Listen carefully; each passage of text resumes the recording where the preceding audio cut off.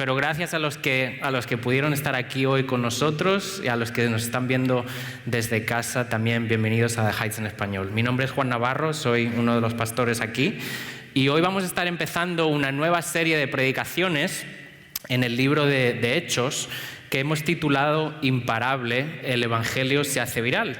Como les digo, vamos a estar estudiando el libro de Hechos y cada domingo vamos a ver más o menos unos 2 capítulos por domingo, así que va a ser un poco diferente de lo que hacemos normalmente cuando estudiamos pasaje a pasaje.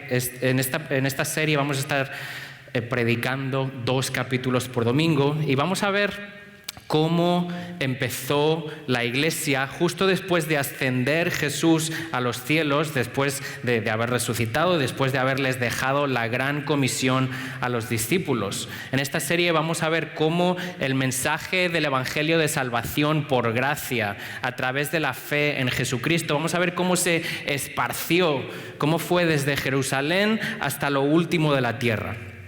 Seguramente que todos nosotros ya sabemos que los evangelios son el relato del ministerio de Jesús en la tierra. Seguramente que también sepamos que Lucas fue una de las personas que escribió uno de los evangelios, el Evangelio de Lucas, pero quizá hay alguien aquí que no sepa que el libro de Hechos también fue escrito por el mismo Lucas que escribió el Evangelio de Lucas. De hecho, el libro de Hechos es el segundo tomo, por así decir, del gran libro de la historia que nos está contando Lucas. Hechos es un relato del ministerio imparable de Jesucristo en la tierra. Pero en este caso, Lucas nos va a estar contando la historia a través de los apóstoles a los que Jesucristo llamó a ejercer este ministerio.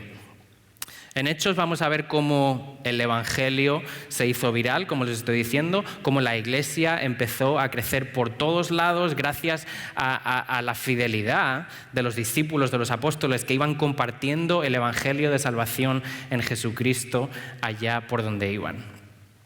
¿Han visto alguna vez un vídeo viral de estos que llaman ahora virales? Un vídeo de estos que lo pone la gente en las redes sociales y en una cosa de un día, 2 días, la gente lo empieza a compartir y compartir y compartir y al final lo ven millones de personas alrededor de todo el mundo. Algo parecido pasó con el Evangelio en el libro de Hechos, en esta época, claro, sin internet y sin redes sociales. En Hechos vamos a ver la gran comisión, el mandato que les dejó Jesús a sus discípulos de hacer discípulos de todas las naciones. Vamos a ver cómo esto se cumplió en el libro de Hechos. Y de hecho, este es el ministerio al que tú y yo hemos sido llamados. Jesús, antes de morir en la cruz, dijo lo siguiente, dijo, consumado es. Pero eso no significa que ya todo el trabajo esté hecho. La obra de redención fue terminada, pero la obra de salvación todavía no ha terminado. Si tú te consideras seguidor de Cristo, tú estás llamado a hacer lo mismo que hicieron los apóstoles, a compartir el Evangelio y a hacer discípulos de todas las naciones. Y hay veces que esta tarea nos parece grandísima. Hay veces que pensamos, es que yo no puedo hacer esto yo mismo. Y tienes razón. Tú no puedes hacer esto por tus propios medios, por tus propias fuerzas. Pero vamos a ver en el libro de Hechos también cómo Dios no nos ha dejado solos, sino que mandó a alguien para capacitarnos para cumplir la misión que nos ha encomendado como sus discípulos. Y yo sé que hay veces que no entendemos bien cuál es esta misión. Yo sé que hay veces que no la cumplimos por ignorancia, porque en realidad no sabemos muy bien de qué se trata.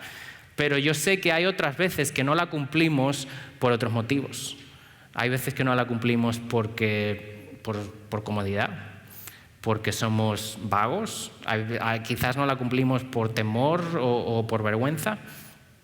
Así que lo que quiero que hagamos hoy con los capítulos 1 y 2, quiero que hablemos de cuál es nuestro papel, de cuál es nuestra responsabilidad, de cuál es nuestra misión como cristianos, como discípulos. Y yo sé que hay muchos de ustedes que ya saben cuál es su misión, gente que está aquí, gente que está en casa viendo en línea, pero como siempre les digo, es importante que repitamos las cosas que son importantes. Y esto es importantísimo.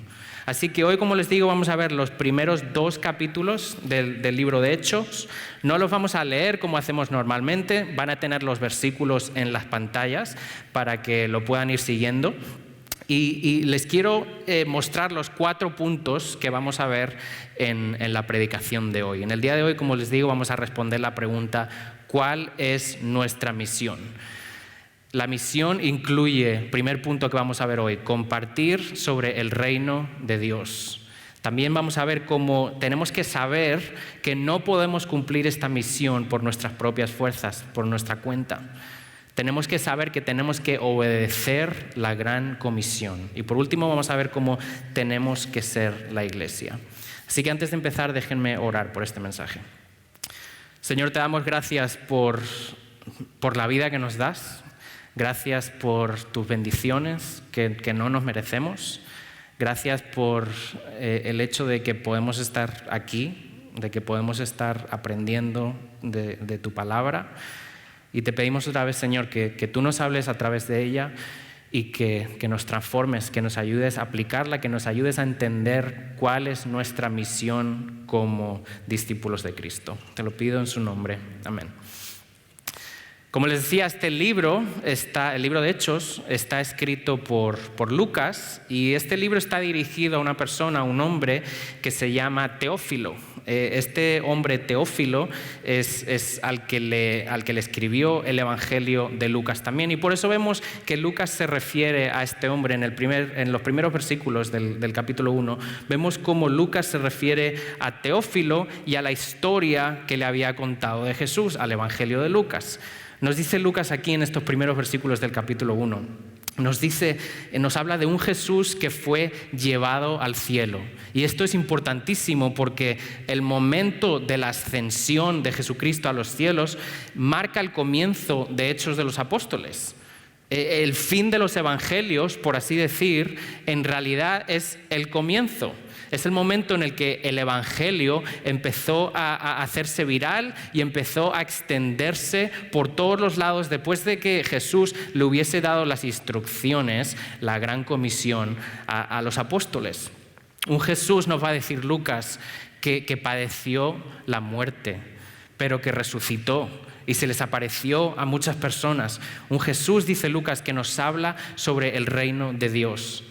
Un Jesús que le dio las instrucciones a los apóstoles por medio del Espíritu Santo. Estas instrucciones las encontramos al final de los evangelios, en Mateo 28.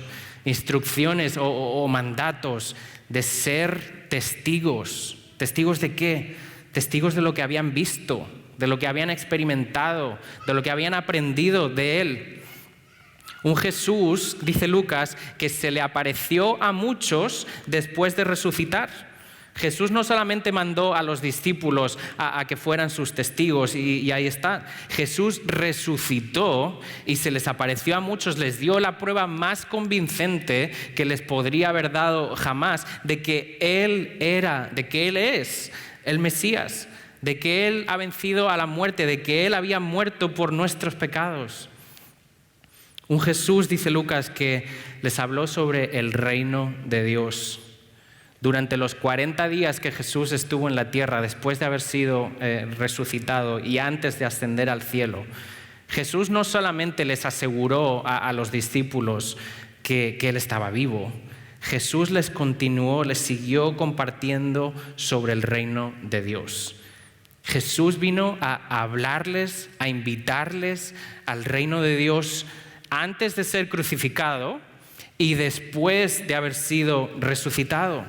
Y estas enseñanzas son la fundación, la base de todo lo que los apóstoles hicieron y de todo lo que los apóstoles enseñaron después de la ascensión de Cristo. Así que si tú te consideras un discípulo de Cristo, tú tienes la misma responsabilidad que los discípulos que conocieron a Jesús cara a cara.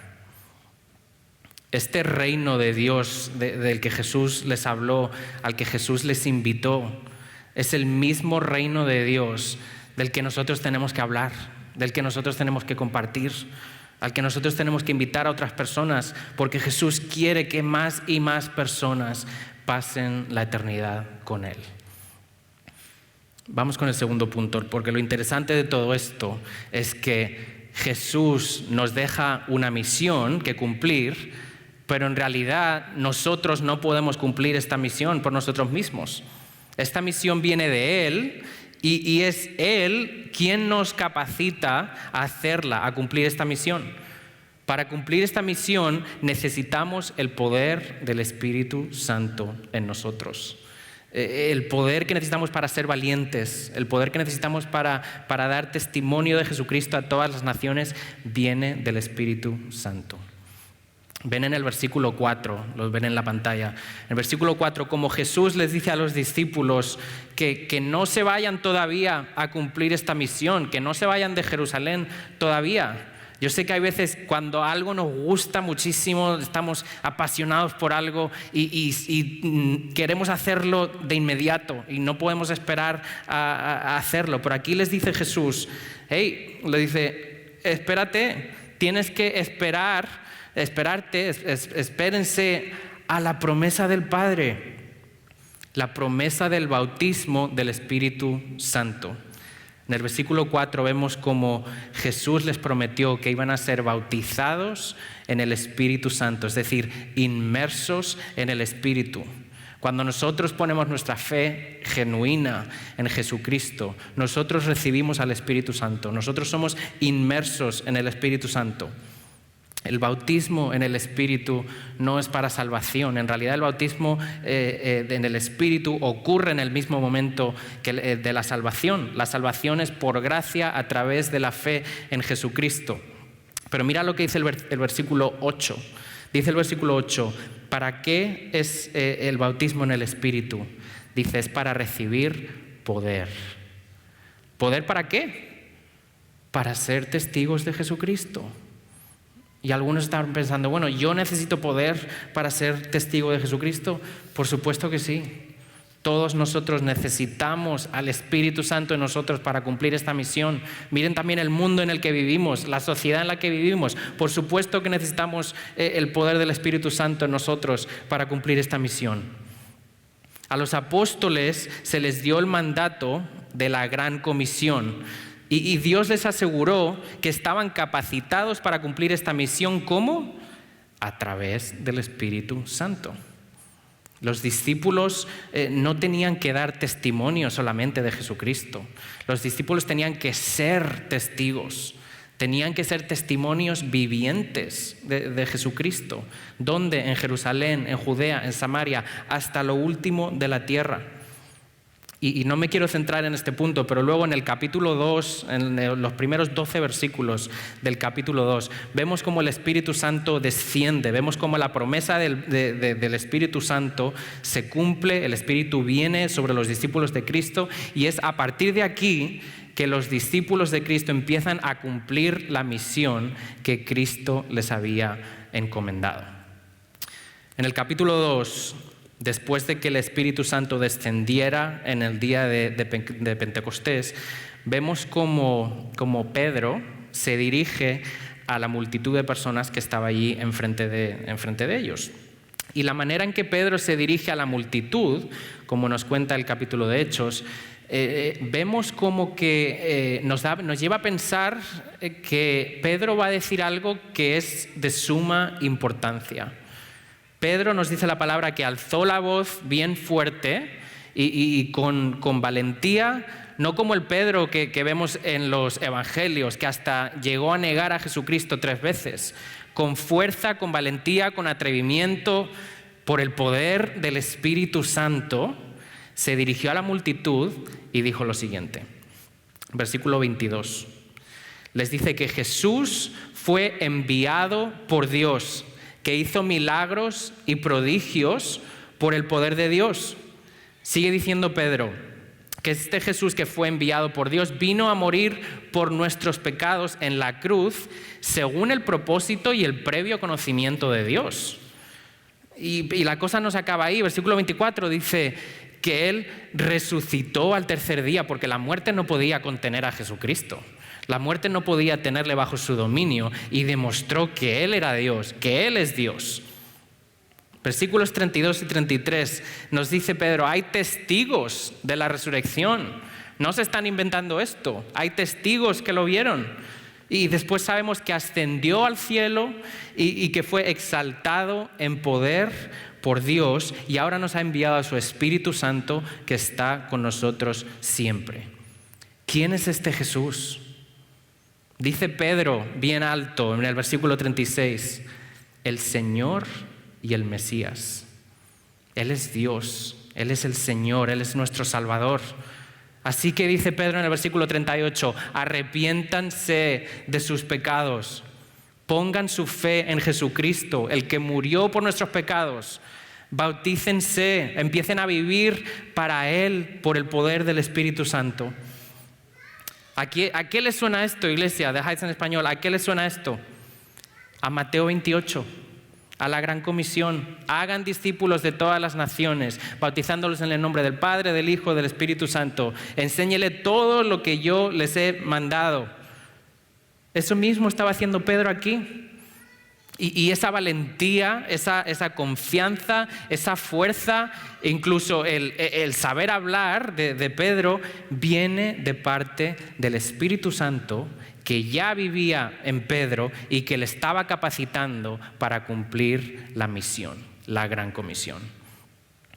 Así que, iglesia, si tú ya has puesto tu fe de forma genuina en Jesucristo, si tú ya has puesto si tú has hecho a Jesucristo el Rey de tu vida, tú tienes el mismo Espíritu Santo que tenía Pedro. Ese mismo Espíritu que le dio poder para predicar de esa manera, vive en ti también. Así que no digas que no puedes hacerlo, no digas que Dios no te puede usar a ti, o no digas que esto es solo para unos pocos, para los pastores, para los líderes. Dios te ha llamado a que cumplas su misión, la gran comisión. Dios te ha llamado a predicar el Evangelio.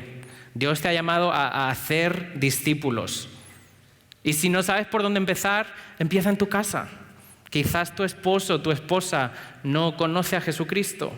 Empieza en tu casa. Empieza con tus vecinos, empieza con tus amigos, con tus compañeros de trabajo, con tus compañeros de la escuela. Empieza preguntándoles sobre sus creencias, si creen en algo, si creen en Dios.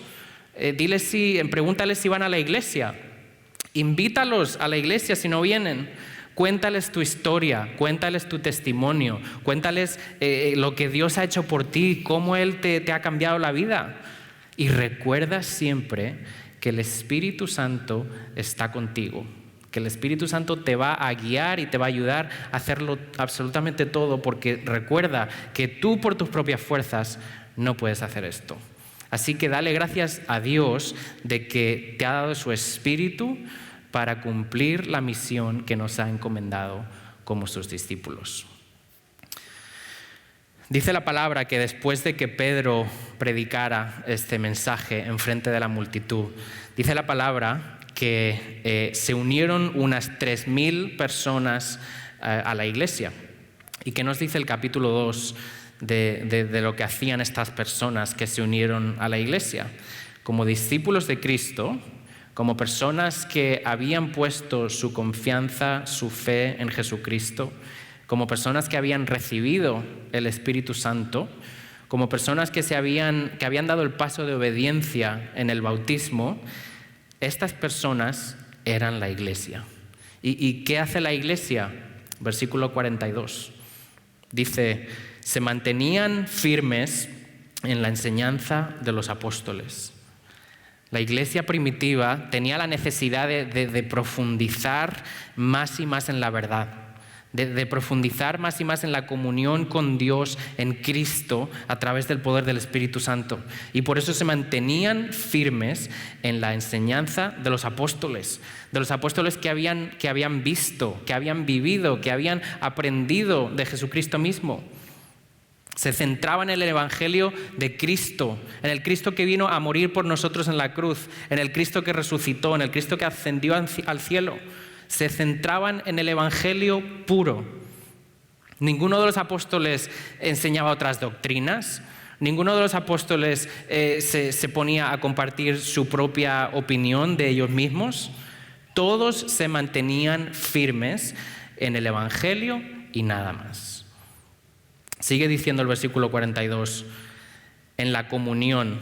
Cuando los creyentes estamos en comunión con Dios, con Cristo, es que vamos entonces nosotros a poder y a desear estar nosotros en comunión sincera y en comunión pura con nuestros hermanos y hermanas de la iglesia.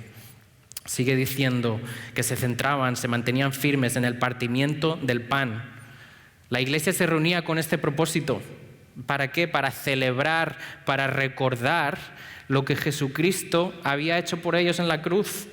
A través de la Santa Cena lo hacían, a través del partimiento del pan, a través de la copa que representa el ¿qué? El cuerpo clavado en la cruz de Jesucristo, la sangre derramada en la cruz de Jesucristo por nuestros pecados.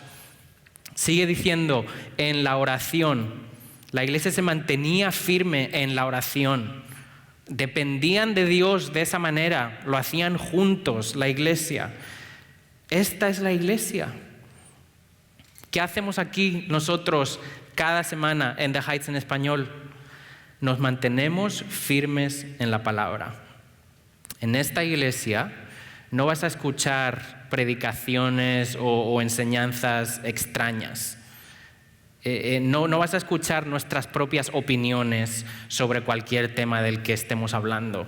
Vas a escuchar la palabra de Dios predicada desde este púlpito y nada más. En esta iglesia promovemos la comunidad, la comunión entre los hermanos y las hermanas. Las comunidades bíblicas, me han escuchado ya 1000 veces hablar de esto. Comunidades bíblicas antes del servicio de las 12:30, comunidades bíblicas a las 11, los grupos oicos durante la semana, las clases del centro de capacitación de los miércoles. En esta iglesia recordamos la obra de nuestro Señor Jesucristo en la cruz a través de la Santa Cena cada mes. En esta iglesia ponemos énfasis en la oración. En oración nos conectamos con Dios, venimos ante Él con agradecimientos, venimos ante Él expresando nuestros sentimientos, venimos ante Él pidiéndole perdón cuando pecamos, intercediendo por otras personas. ¿Por qué? Porque sabemos que Dios es todopoderoso, sabemos que Dios es soberano, sabemos que tenemos acceso a su trono a través de Jesucristo y que Él escucha y responde nuestras oraciones de acuerdo a su voluntad. Versículo 44-45. En estos versículos vemos cómo la iglesia estaba unida. Vemos la unidad de la iglesia y no solamente vemos la unidad de la iglesia, sino que vemos la generosidad, vemos el apoyo que tenían los miembros de la iglesia los unos a los otros. Y no nos tenemos que ir muy lejos para ver esto en nuestra iglesia. Esta semana yo sé de mucha gente que tuvo que agarrar el teléfono y llamar a un hermano, a una hermana de la iglesia y decir, hey, no tengo electricidad, no tengo agua, tengo frío, ¿me puedo ir a tu casa a dormir? Sé de muchos que lo tuvieron que hacer, sé de otros muchos de nosotros que tuvimos que tener a gente de la iglesia en nuestra casa y los tratamos como si fueran nuestra familia. Esta es la iglesia. Personas que comparten lo que tienen, que comparten sus bienes, que miran por la necesidad de otras personas. Versículo 46 dice que los cristianos tenían por costumbre reunirse en el templo como iglesia. Era importante para ellos reunirse en el lugar donde ellos practicaban la adoración, la comunión, la oración, la enseñanza. Era importante para ellos. Así que, iglesia, no dejes pasar por alto la importancia de reunirnos con la iglesia. Y dice el versículo 47, el último versículo, dice: cada día el Señor añadía al grupo de los que iban siendo salvos. Hay algo que tiene un impacto tremendo en los no creyentes, en la vida de los no creyentes. Eso es la armonía, el amor, la unidad de los cristianos, de la iglesia. Los no creyentes, la gente anhela eso. Y la gente ve que hay algo diferente dentro de la iglesia, algo que les atrae, que es el amor de Cristo reflejado por cada uno de los miembros de la iglesia, por cada uno de los discípulos. La iglesia primitiva no tenía luces, no tenía pantallas, no tenía edificios como este, no tenía el ministerio de niños como Disneyland. ¿Cómo se unía la gente a la iglesia entonces? Se unía a la iglesia por el poder de salvación del Evangelio a través de la misión que Cristo le ha dejado a su iglesia, a nosotros. Y todo aquel que se acercaba a la iglesia sabía que esa era la casa de Dios. Así que The Heights, tenemos que saber cuál es nuestra misión como discípulos. Tenemos que saber cuál es nuestra misión como creyentes que formamos parte de la iglesia. Tenemos que saber que debemos compartir sobre el reino de Dios. No podemos olvidarnos de que es el Espíritu Santo que nos capacita para cumplir esta misión. Tenemos que tener la gran comisión grabada en la mente. Debemos vivir para hacer discípulos, para bautizarlos en el nombre del Padre, del Hijo, del Espíritu Santo. Debemos enseñarles a seguir a Jesucristo. Debemos ser la iglesia. ¿Tienes claro quién eres tú como discípulo? ¿Tienes claro cuál es tu misión como discípulo de Cristo? Porque si no lo tienes claro, no vas a poder cumplir la misión con éxito. Recuerda que los creyentes recibimos al Espíritu Santo por completo, como lo vemos en el libro de Hechos, cuando nosotros ponemos nuestra fe en Jesucristo. Y es este mismo Espíritu que vemos en el capítulo 2 de Hechos, que entró como una violenta ráfaga de viento. Vemos que apareció en forma de lenguas de fuego que se posaban encima de los discípulos. Es este mismo Espíritu que vemos en Hechos 2, que nosotros recibimos cuando nosotros ponemos nuestra fe en Jesucristo y pasamos de muerte a vida. Los apóstoles se rindieron a la guía del Espíritu. Los discípulos vivían en obediencia al Espíritu y leemos en la palabra cómo hicieron grandes cosas para Dios. La Biblia nos manda a que nos sometamos al Espíritu. ¿Estás tú sometiéndote al Espíritu o estás sometiéndote a la carne? Tú eliges. Un discípulo vive por el Espíritu y en el Espíritu. Entonces recuerda a quién sirves y recuerda cuál es la misión que Jesucristo te ha dejado como discípulo. Oremos. Señor, te damos gracias por tu palabra, por lo clara que es. Gracias por decirnos cuál es la misión a la que tú nos has llamado. Gracias porque es un privilegio que tú nos hayas llamado a hacer algo así, que tú nos estés usando, personas pecadoras, seres humanos pecadores que no nos merecemos nada, y aún así tú quieres usar a tu iglesia, a tus discípulos, para cumplir esta misión tan grande de hacer discípulos de todas las naciones.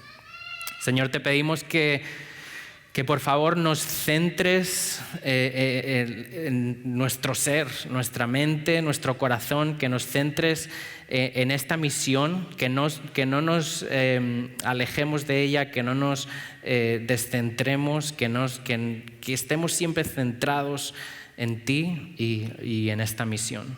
Gracias por el Espíritu Santo que nos guía, que nos ayuda, que nos capacita para cumplir esta misión. Señor, te pedimos que nos des valentía, que nos des fuerza, que nos des saber hablar, como le diste a Pedro en aquel momento cuando se dirigió a la multitud de personas.